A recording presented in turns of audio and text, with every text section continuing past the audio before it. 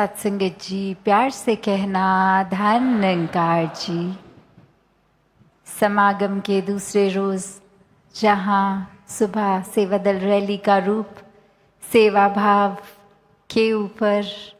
ये फोकस, ये रिमाइंडर और ये भी संतों ने समझाया कि ये चेतनता चाहे सेवा करते हुए या पल पल जीवन में कोई भी समय हो, उसमें ये बहुत ही ज़रूरी, ये बहुत ही महत्वपूर्ण, क्योंकि जब ब्रह्म ज्ञान जीवन में आ गया है, ये सच्चाई, ये परमात्मा जीवन में आ गया है, तो फिर ये चेतनता भी उतनी ही रेलेवेंट, ये हर पल में इस परमात्मा से कॉन्शियसली जुड़कर एक एहसास बनाकर जीवन को जीना है, हर पल को जीना है। कैसे ये आत्ममंथन का संदेश कि अपने अंदर ये मंथन किया जाए, ये सिर्फ सोच का नहीं, मन का नहीं, ये एक और जर्नी विदिन जैसे है, ये और गहराई अपने भीतर तक, ये एक चयन करके चुनाव भी करना है कि किस रास्ते जाना है, क्या सोचना है, किस तरह के थॉट्स को अपनाना है। कैसे एक जीवन में जहाँ परमात्मा का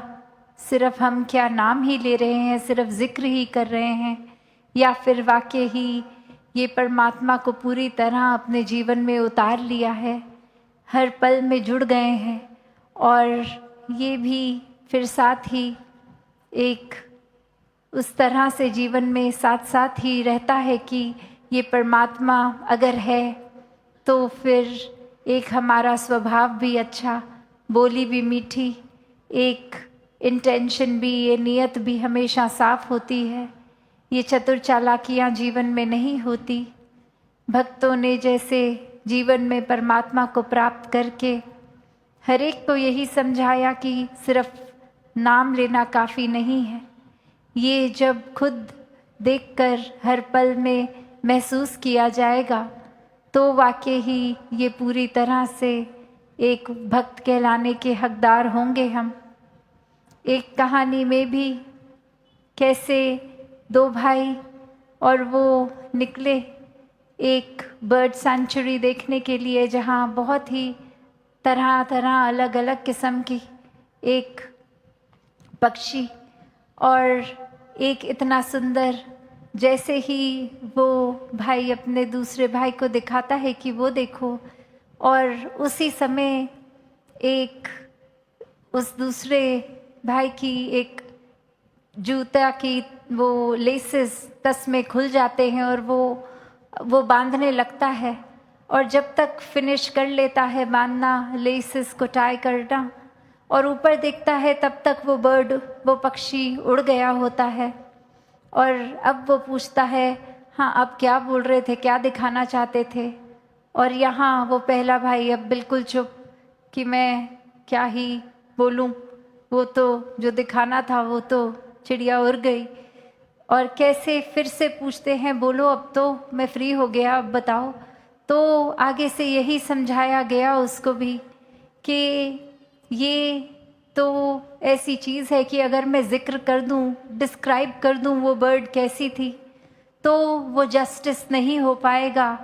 वो एक शब्दों का तो अपनी वो जो सीमा है, मैं हो सकता है आपको समझा पाऊँ कि उसके पंख कौन से रंग के थे, उसकी चोंच कैसी थी, उसकी आँखों का रंग क्या था, कितनी बड़ी थी, पर फिर भी आप वो अनुमान ही लगा पाएंगे कि मैंने क्या देखा वाक्य में। पर आप अगर अगली बारी फिर वो नज़र आती है, उसको एक देख लेंगे, तो फिर जो आपको खुद देखकर ये दर्शन करके समझ आएगा, वो तो ये ज़ुबान कितना भी डिस्क्राइब कर ले, आप वो नहीं समझ पाएंगे। उसी तरह जीवन में परमात्मा भी है कि एक संतों की वाणी अगर हम सुन रहे हैं, उनके भजन, उनके द्वारा एक पुरातन, कितने इधर महाराष्ट्र हो या कहीं भी संसार में, ये इतनी भजन और ये दोहे ऐसे कहे गए, एक वाणियाँ लिखी गई और हर एक में संतों ने अपने जीवन में परमात्मा को उतारा और फिर ये प्राप्ति के बाद गाया, समझाया। तो ये इसलिए क्योंकि उन्होंने खुद इस परमात्मा को पहले देखा, फिर उसके बारे में ही कह पाए और ये ही कहा कि ये सुनकर तो अनुमान ही हो पाएगा, ये पूरा रस अगर लेना है किसी मीठी चीज़ का तो उसको चखना ही होगा। और उसी प्रकार फिर यही बात आज भी संत चेतन कर रहे हैं कि जीते जी ही ये रस लिया जाए, सिर्फ बोलकर सुनकर नहीं, वाकई ही देख के महसूस करके। ये एक साक्षात हर पल में है, इसको हर पल में ये दर्शन किए जाएं और फिर अपने जीवन में ये पूरी तरह देखकर जो अनुभव होगा, तो बात वही कि हर कोई हर पल में जहाँ एक परमात्मा स्वरूप खुद भी हो सकता है, वो पोटेंशियल पूरा है कि एक इंसान का जन्म हुआ, ये इंसानी शरीर मिला, तो ये परमात्मा की प्राप्ति के लिए ही कि ये जीते जी चाहे बेशक एक दुनियावी ड्रीम्स होती हैं, एक हमने अपनी रुचि के अनुसार, एक पढ़ाई के अनुसार एक लक्ष्य बना लिया होता है कि ये चीज़ एक ये अचीव करनी है, ये हमें प्राप्ति लेनी है। तो वो सांसारिक प्राप्तियों के लिए भी जहाँ मेहनत करनी बहुत ज़रूरी, वहीं साथ साथ ये इंसान अगर स्पिरिचुअलिटी को एक सेकंड रुतबा देता है कि प्रायोरिटी ये नहीं दी गई, तो वाकई ही ये जीवन की सांसें भी आई और गईं तो वो एक मुकम्मल जीवन नहीं हो पाया, क्योंकि ये आध्यात्मिकता ही, ये परमात्मा ही हर पहलू, हर एक पल में ये प्राइम, ये प्रायोरिटी ही होनी चाहिए। और सिर्फ अनुमान रूप नहीं, पहले दर्शन करके फिर इससे प्यार करके फिर भक्ति रूप में, चाहे फिर जो मर्जी जीवन जैसा भी हम चुने कि एक इस तरह का करियर अपनाना है, इस तरह की पढ़ाई करनी है, इस तरह परिवार का पालन पोषण करना है, फिर सब मुबारक हो जाता है, क्योंकि हर पल में परमात्मा के एहसास से वो सारे कर्म होते हैं। तो यहाँ पर वही बात की एक जो चेतनता की बात है, जो आवाज़ दी गई कि इंसानों ये सोने का वक्त नहीं है, मनुष्य जीवन मिला है तो पूरा लाभ लिया जाए, जीवन में परमात्मा के दर्शन करके जीवन में परमात्मा को पूरी तरह उतारा जाए, फिर खुद ब खुद ही अपने अंदर बाहर चहूँ और परमात्मा नज़र आएगा हर एक में, पूरी कायनात में, ये कण कण में। फिर ये हर चीज़ से हम एक लेसन्स भी लर्न करते हैं, ये कण कण से शिक्षा मिलती रहती है।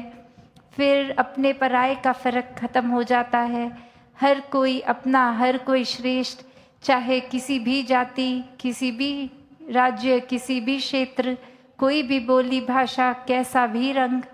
कैसा भी खान पान, हर एक में यही परमात्मा। और ये फिर सर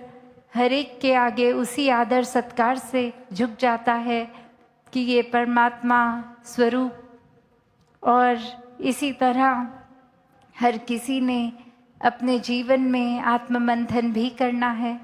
कि सिर्फ क्या हम इंसान इसलिए ही हैं कि ये शरीर एक आकार उस तरह जो एक इंसान का शरीर की डेफिनेशन है उसमें बैठ रहा है तो हम इंसान हैं,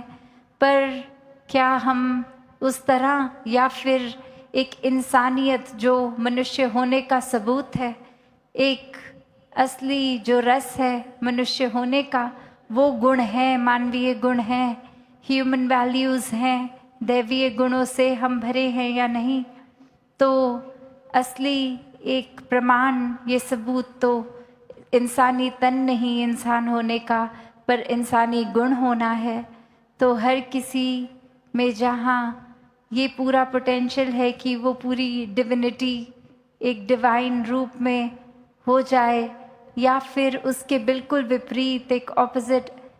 बिल्कुल ही एक जीवन शैतानों वाला जीवन, अहंकारी जीवन, एक क्रोध के युक्त होते हुए जीवन बिताना चाहें, या फिर